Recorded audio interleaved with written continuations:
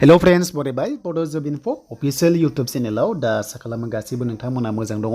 दा BTC grade 3 साख्रि online एबा अफलाइननि सायाव गोबांथार कमेन्ट्स खालामगासिनो दङ एग्जाम फिसा बेसेबां जामारगोन सोरनि मिस्टेक जादों फर्म साबमिशन लाखिबाय नामा लास्ट टाइम माब्ला IPO गैयाबा मा प्रब्लेम जागोन एबा पोस्ट अफिसाव गैयाबा माब्ला मोनगोन बेनि सायाव डिटेल्सखौ लाबोदों।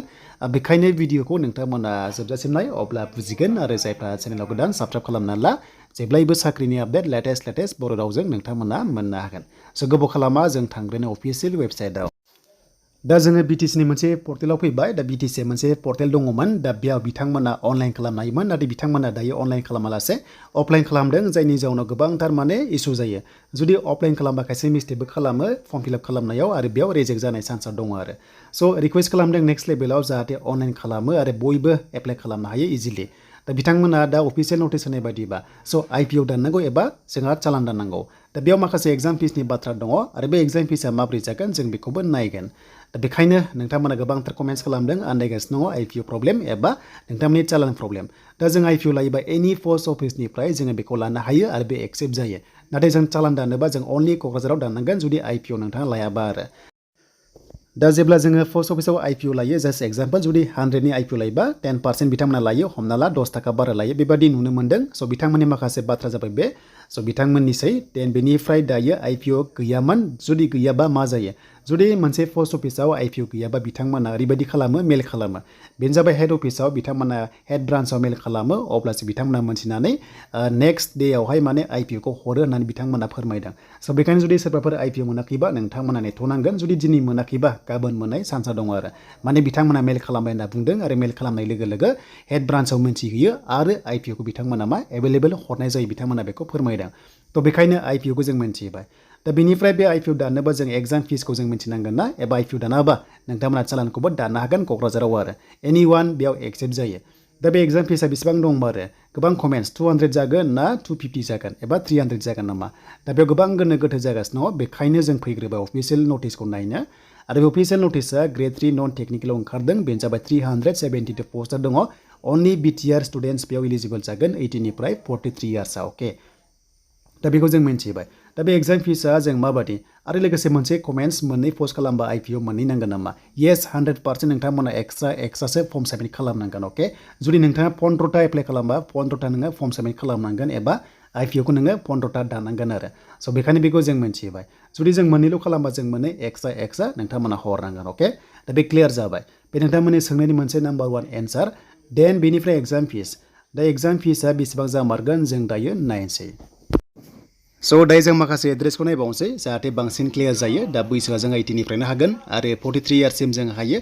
दा हाउ टु एप्लाइ होनोबा जों मिथिबाय अफलाइन नांगौ BTC सार्टिफिकेट नांलाया जोंनि ST SC कास्टआ बेनो सोलिगोन अके। कास्ट सार्टिफिकेटआ बेनो सोलिगोन। अफिशियेल एड्रेसआ बेनो नोंथांमोना मोनदों। नोंथांमोना लास्ट डेटआ 20 नभेम्बर बारा गोबाव गैया बाट नोंथांमोना जाहाथे मोजाङै खालामो गांनै फट' कपि हरनांगोन सेल्फ एटेस्टेड नांगोन आरो गासैबो डकुमेन्ट्सआव नोंथांमोना जेरेक्स कपि खालामनानै नोंथांमोना बेखौ सेल्फ एटेस्टेड होथारनांगोन अब्लासो एक्सेप्ट जागोन। दा बिनिफ्राय नोंथांमोना जों जायखौ बुङो खामोननानै दा बिनि गाहायाव फिन खनसेबाव मोनसे सेल्फ एनभेलप थायो फिसा खामा बेखौ हरनानै थाइबानि पस्टेल स्टाम्पा जों बेखौ होनांगौ बेखौ मिन्थिखागौ। एग्जाम फिस दा एग्जाम फिसआ जेनेरेल केटेगरिया जोंहा 300 बेयाव मोनदों अके। दा बे सोरनि मिस्टेक डाइरेक्ट बुंनो हाला आरो जाय निउस पेपाराव बेखौ लिरदों बिथांमोना जानो हागौ प्रिन्ट खालामनायाव बिथांमोना मिस्टेक खालामदों जानांगौ अके। दा जोङो जेनेरेलाव 300 मोनदों। देन बेनिफ्राय जोंहा फैबाय ST SC आव ST आरो SC आव बिथांमोना लिरनाय फार्स्टआव आखरा मोनदों जोंहा ST SC आव 200 दं अके 200 बेयाव दङ नाथाय बिथांमोना वर्ड्सआव लिरनाय बायदिबा बेहाय ओरैबायदि लिरदों ₹250 अनलि होनना बुंदों। जानांगौ बे टाइप मिस्टेक जादों आंनि आन्दाजाव बियो 200 जानांगौ नाथाय फिक्स नङा। दा 250 जाथावगौ बादि मोनाखै आंबो डाइरेक्ट बुंनो हाला नाथाय दसे नेथ'दो नोंथांमोना जेब्लासिम कनफार्म जाया नोंथांमोना एप्लाइ खालामथ'नाङा।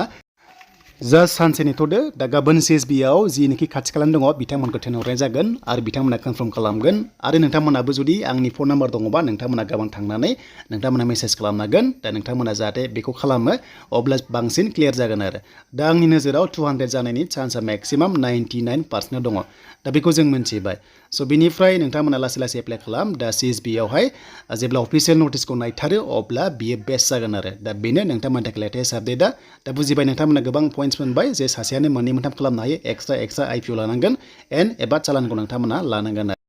दा बेनिफ्राय IPO दानोबा नोंथांमोना सोरनि पेपाराव दाननांगोन बेनो जाबाय दा प्रिन्सिपाल सेक्रेटारि BTC क'क्राझार बेखौ होनांगोन जुदि नोंथांमोना ट्रेजारि दानोबा हेड अफ एकाउन्ट दङ नोंथांमोना बिनि एकाउन्टआव दाननांगोन आरो दा मोननैनि गेजेराव मोनसे दानबानो जागोन जायखिजाया अपसन दङ दा लास्ट डेटआ 20 नभेम्बर नोंथांमोना मोनबाय फार्स्टआव एग्जाम बेनिफ्राय भाइभा टेस्ट जागोन स' बेनिफ्राय एग्जामा कम्बाइन जागोन ना मागोन बिनि सायाव जेब्ला अफिसियेल नटिस फैगोन मोनगोन सिलेबासा बेनो बेखौ नोंथांमोना नायना लादो आरो बे एग्जामा 150 एबा 100 एग्जाम मार्क्सआ बियो जानाय चान्सआ दङ जेब्ला गोदान अफिसियेल नटिस फैगोन नोंथांमोना बड' जब इनफो अफिसियेल इउटुब चेनेलाव मोननो हागोन